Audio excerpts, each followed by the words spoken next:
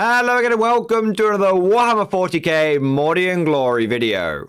In today's episode, we are going to be looking at the big problem with shooting armies in Warhammer 40k. Now, to be clear here, I'm not talking about a tactical or strategic problem you may face when you're either playing with a shooting army or when you're playing against them. No. I'm talking about something much more important, which is why are shooting armies considered so unfun to play against.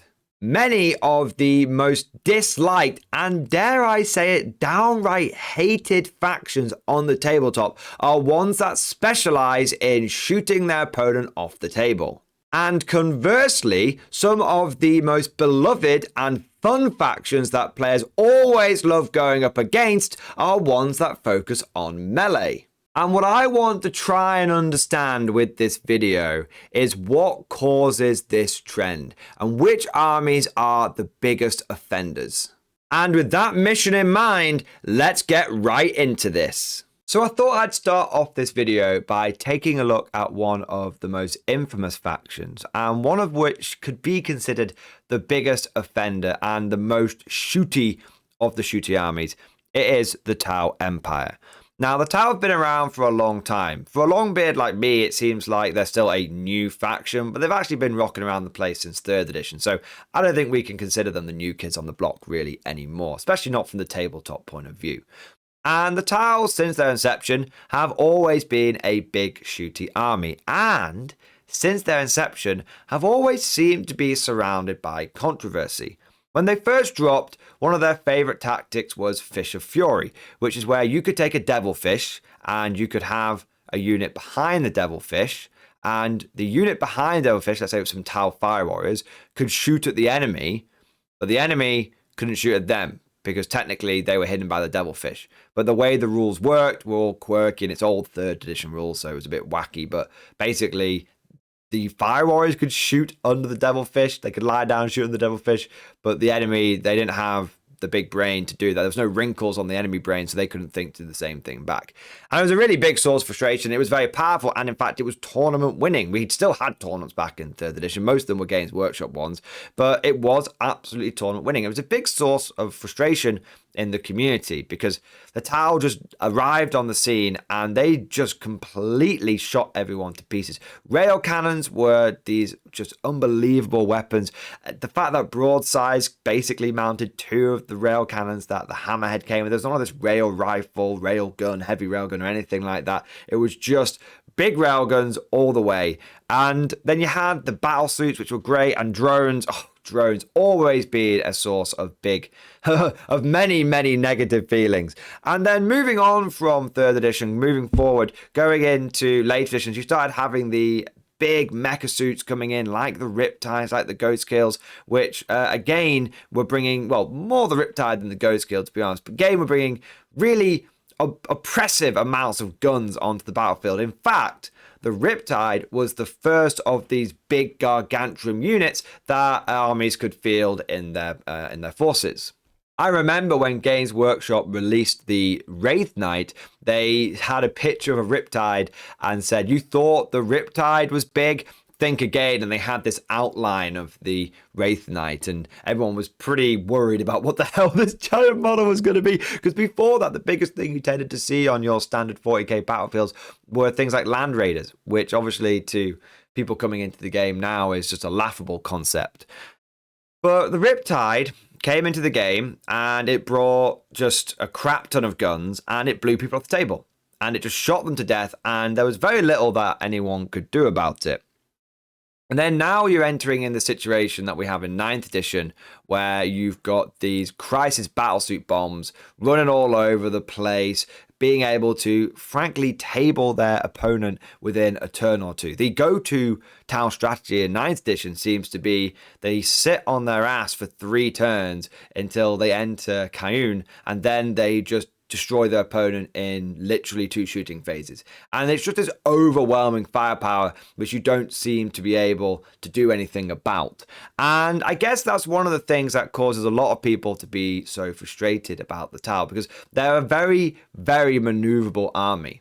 They can be everywhere they want to at once. They can always bring their guns to bear. They have this level of firepower that it almost feels like you're helpless against it. They're going to shoot the crap out of you, and anything that you leave exposed is going to get killed. And as a player, you then start feeling frustrated and corralled and pushed into corners, and you don't feel like you can come out. You don't feel like you can play the game very much. Now, I appreciate this video may come across as a little bit unstructured, and I'm going to be honest with you, it is a bit of a stream of consciousness. I've not got a script for this one. I'm kind of just getting my thoughts down onto, well, I'd say paper, but I'll say video format instead. But if I was to try and concentrate and focus my single ogrin brain cell on this, try and get the one family wrinkle in the grey matter to actually do its job, I would say that there are a number of factors that make Tau such a negative experience for many people to play against, and it all really links back to this core thing that they do, which is shooting the crap out of you. And the first thing I would say is let's just talk about that shooting aspect. When you get into a game of 40k, fundamentally, be it in the shooting phase or the combat phase, you want to have this experience of a back and forth, an exchange of fire, a proper firefight where both sides end up, exchanging a decent amount of firepower. One side will eventually overcome the other, but either way, it was a bit of a struggle for both sides. And you want to have that satisfaction of, I might not have won that firefight, but I did make a good account of myself. But when you get into a shootout with the Tau, they just seem to overwhelm you so quickly, and they just sweep you aside without much effort. And that's always going to leave a bad taste in a player's mouth. And I want to explore this idea a little bit more. This idea that whenever you get into a fight with a shooting army, it's unfun because it feels like they just effortlessly pick your models up off the board. But rather than looking again at the Tau, I want to broaden the scope and instead look at a newer faction, the Leagues of Votan. This is a faction which from its very inception has been surrounded by controversy and by negative feeling. And whilst they've only been in the tabletop scene for a small time, there's already a lot of stories coming out about how Votan seem to be a really swingy faction one way or the other. Sometimes they get rolled over fairly quickly because they've not got a huge amount of models, but then other times you see them pick up an entire knight army in 1.5 shooting phases. The main problem with Votan is unfortunately their core mechanic, which is grudge tokens. This is where they can put a number of tokens on your units every single turn, and there's loads of ways that they can add them, but the long and the short and the tall of it is, guys, that it's very easy for Leagues of Votan players to auto-wound your guys on a 4+ to hit. That's right, it doesn't matter if it is a Gretchen or a Baneblade super heavy. If you've got a couple of grudge tokens on you, you're getting auto wounded when your opponent rolls a hit roll of a 4, 5, or 6.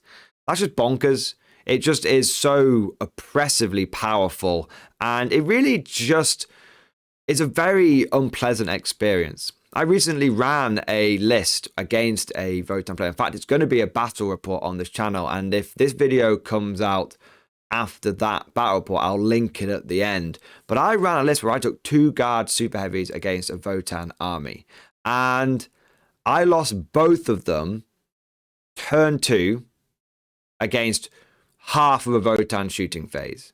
It wasn't even difficult. And it was because they could just auto-wound my Baneblades. Bear in mind, Baneblades are toughness 9 with a 2+ save and 30 wounds each. Okay, they should be very difficult to kill. But like with the Tau, with the Votan, it just felt effortless for them to just pick up my really cool, nice, big models. And whilst it was kind of cool to see that level of firepower they put down, I'd be lying if I said to you it didn't bother me or upset me a little bit. Like, I really like Baneblades. It was the first time I'd used them in a battle report. It was the first time that I had used them on the tabletop in 5, 6, if not more years, probably since 7th edition. Maybe I used them once in 8th edition, but the point is that I was using my cool models and the Votan just came in and made them feel rubbish. And I think this leads me on to my second point I want to make about shooting armies. We talked about how it's frustrating because they just seem to shoot you off the board fairly effortlessly. But the second point that I want to bring up, and I think is a big problem with shooting armies, is they always seem to have some kind of bullshit gimmick that just makes it so unfun to play against them. And what's funny about these gimmicks is many of them are shooting related. So with the Tau, you've got like the Cayenne and the Montcalm, and you've got the fact that battlesuits can shoot into combat and you can't tie them down. And no matter what you do, they always seem to be able to shoot you. And the Votan, like I said, you've got these grudge tokens. But the other thing that is a gimmick that these shooting armies tend to have is not only is their own firepower overwhelming, but they always seem to have some trick that makes your return fire just bounce off them, to just the pitter-patter of light rain against their armor. Briefly sticking with the leagues of Votan for a moment, their defensive gimmicks tend to be things like void armor. Now, void armor doesn't seem like such a big deal. It reduces the incoming AP by 1. It's like old school armor of contempt. And we all kind of got used to armor of contempt.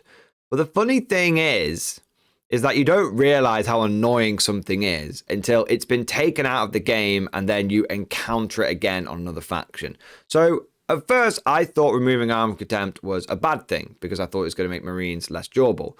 But actually, now it's gone from the game, it's like a huge relief. Oh my god, thank god there's no armor of contempt just messing around, just making things just seem ridiculously tough to try and dig out of cover. Oh, thank god.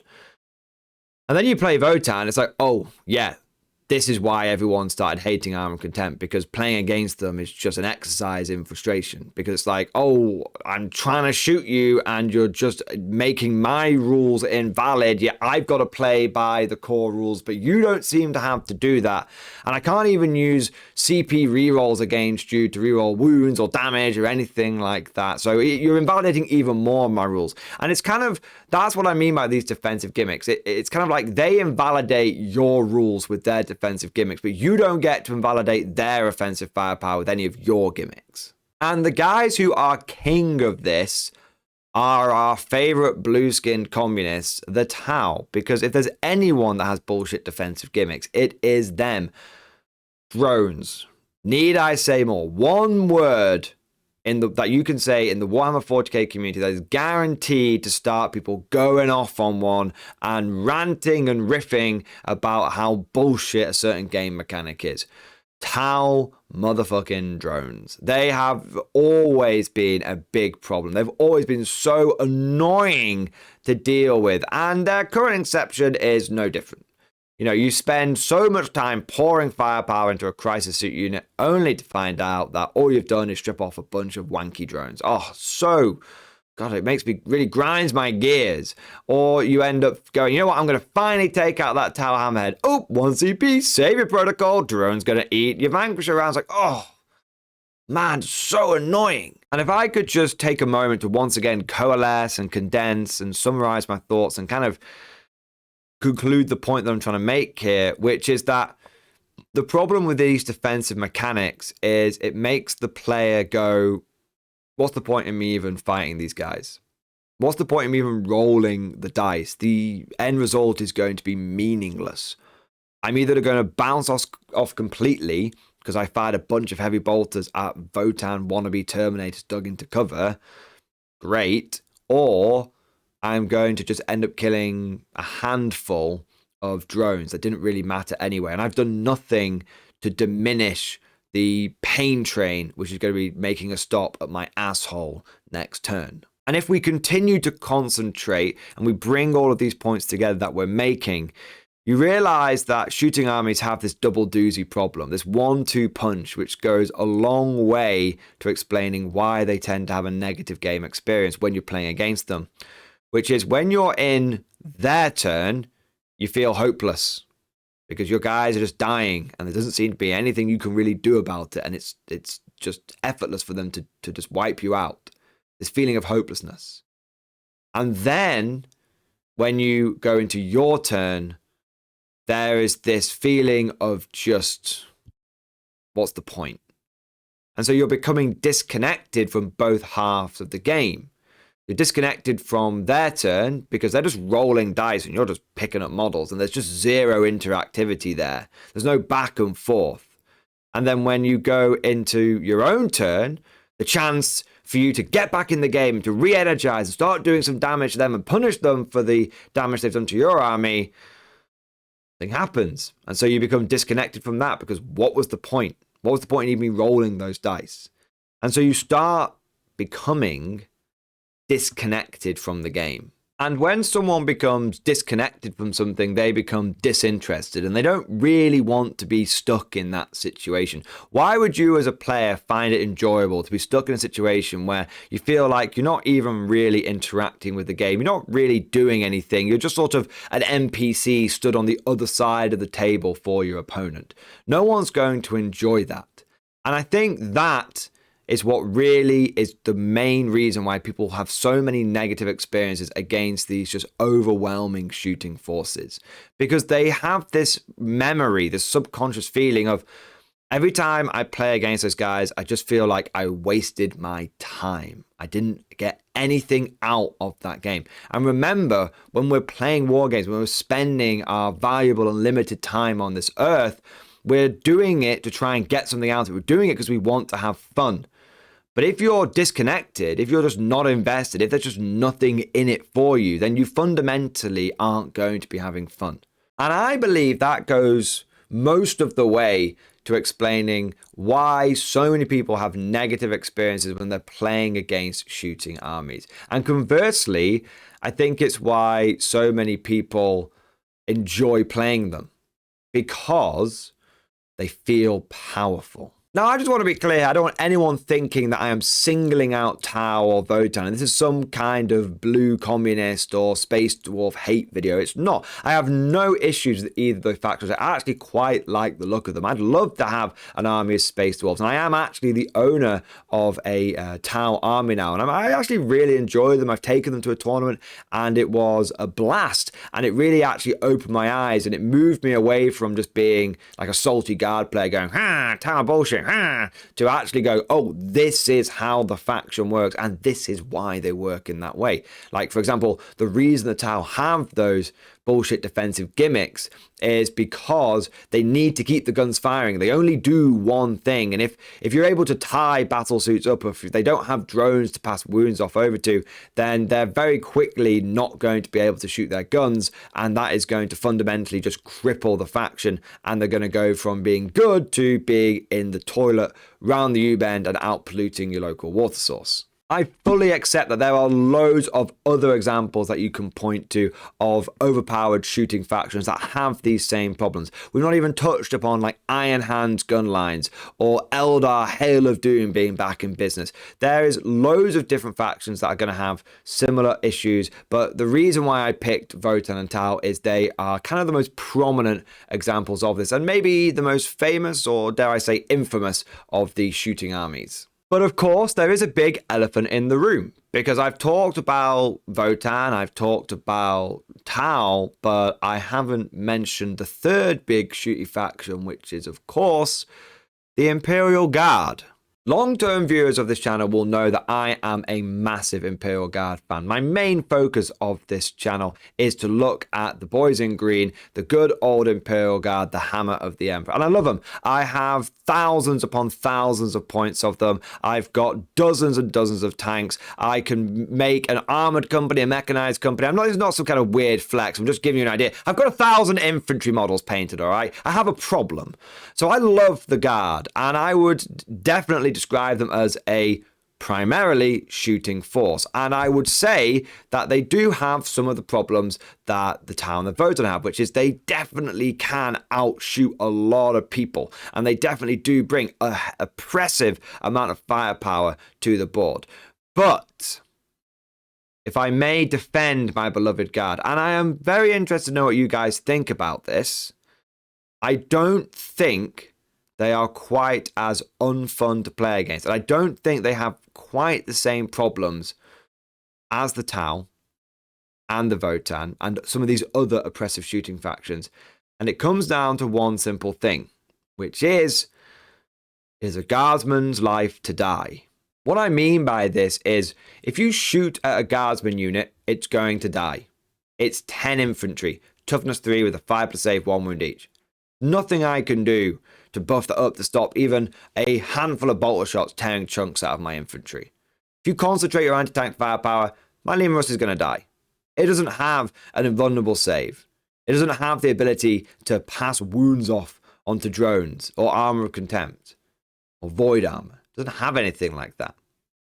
And this, what I mean is there's no defensive gimmicks. There's no tricks. There's nothing that feels like you're wasting your time. I'm not invalidating your turn and your rules. When you play against the guard, it does feel like you have your turn to do damage to my army, and I have my turn to do damage to your army. And we're both getting to roll dice, and both of our dice means something. You are going to get to the end of the game, and win or lose, you are going to have killed crap tons of guardsmen. I cannot tell you the number of times I've got to the end of the game, and let's say I've won it, and my opponent has gone, good game, no worries. I can't believe, I lost that, but wow, look how much I killed. I must have killed like 100 infantry. I'm like, yeah, man, you killed at least 100. And I'll add them up. I go, you killed 120 guys. And they're like, I killed 120 guys and still lost. Man, well, that's just the guard all over, isn't it? I'm like, yeah, buddy. There is that fun. And you get to the end of the game and your opponent is smiling because even though he lost the game, he's happy because he killed stuff. His turn meant something. There was interactivity. There was a back and forth. He got to use his army and have fun with it. But all of this is just my opinion. Let me know what you think down in the comment section below. Do you agree or disagree? Which shooting armies do you think are the worst? And what is your favorite shooting army to go up against? If you enjoyed today's video, make sure you smash that like button and also subscribe to never miss an episode. If you really enjoyed this video and you want to see more content like it, then please consider becoming a channel member or Patreon supporter. By becoming a channel member or Patreon, you will gain access to the Mordian Glory Discord server, which is an online community of over 900 active members. It's always popping off in the MG Discord, and we're always talking about tactics or army list, painting, hobbying, and we even have a pretty spicy meme section as well. And I would like to say a big thank you to our latest channel members. So thank you to That One Guy, Hide in a Hole, Niall Jenkins, J Red Mage, Loikiv, James Stevens, Lucas Jacobs, and Adventurer Prime Fire. Thank you guys for doing your part. I also want to do a shout out to the latest Patreons as well. So a massive thank you to Sam Ball Brow, Dylan Mosley, Valkulon, Franklin Cooper, Eric, Jeremy, and Stardew. And last but certainly not least, I want to say a personal, special, heartfelt thank you to all of my top tier Patreon supporters. These are my war masters, the people who have truly gone above and beyond the call of duty. So a massive thank you to Alan Blunt III, Bonbon Vert, Phil French, Ross Miller, Swordfish Trombone, Alex Dengal, John Stubbs, Nick Walsh, Diesel Fox, Tom Sutton, and Sly Varney. Thank you guys for your very generous support. It is a big part of how I'm able to do Mordian Glory full time, and it makes a massive difference. I hope you've all enjoyed today's video. Thank you for watching, and of course, as always, I'll see you guys next time.